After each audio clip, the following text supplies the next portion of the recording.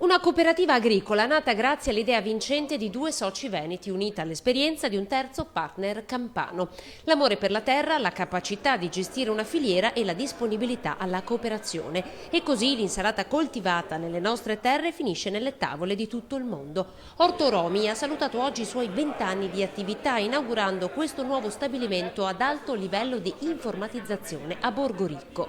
Un esempio per le altre filiere agricole perché qui c'è stato costruito un brand, è stato costruito un prodotto, si sono aggrediti dei mercati, si è creduto che comunque in un prodotto semplice come era un'insalata, come era la rucola, come era comunque il radicchio, potesse essere un grande brand con dei prodotti di quarta gamma. Autorità e politici hanno visitato questa mattina gli impianti. Nel nuovo stabilimento è stato presentato un sistema che permette, attraverso un software, di confezionare il prodotto in una filiera molto breve, 20 minuti dall'arrivo della materia prima.